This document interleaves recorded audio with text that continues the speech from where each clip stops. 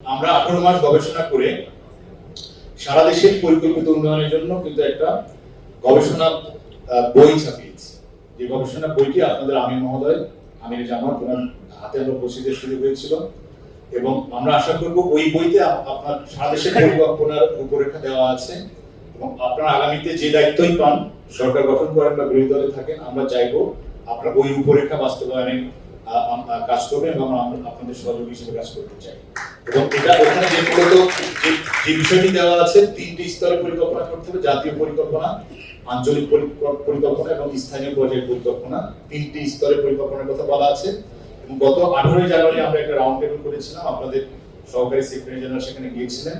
আমরা বলেছিলাম আপনারা যে দলে সরকার গঠন করেন না কেন, 26 সালে আপনারা রাষ্ট্রযন্ত্র রিডিজাইন করবেন। 26 সালে প্রকল্প বাস্তবায়নের জন্য তাড়াহুড়ো করবেন, কারণ যে ধাঁচে যে ঢঙে রাষ্ট্রযন্ত্র চলছে সেটার রেজাল্ট হচ্ছে ঢাকা শহর।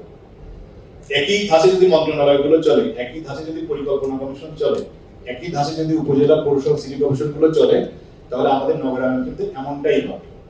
26 সালে আপনার সময় নেন রাষ্ট্রযন্ত্রকে কিভাবে রিডিজাইন করবেন, তারপরে ধীরে ধীরে প্রকল্প বাস্তবায়ন করেন, তাহলে সেই প্রকল্প সুফল বয়ে নিয়ে আসবে। কারণ প্রতিষ্ঠান যদি থাকে, যে সরকারি ক্ষমতা থাকুক না কেন, যে সরকারি রাষ্ট্র পরিচালনা করুক না কেন, ওই প্রতিষ্ঠান কিন্তু ঠিক মতো কাজ করে যাবে। এই জন্য প্রতিষ্ঠান পুনর্গঠন এবং সেই প্রতিষ্ঠানের রূপরেখা কেমন হবে সেটা নিয়ে আপনারা কাজ করবেন এবং সেই জায়গাটায় বাংলাদেশ ইনস্টিটিউট অফ প্ল্যানার্স আমরা আপনাদের সহযাত্রী হিসেবে থাকবো এবং আপনাদেরকে কৃতজ্ঞতা জানাচ্ছি এবং আমাদেরকে আহ্বান জানালে আমরা আপনাদের সাথে কাজ করতে প্রস্তুত আছি।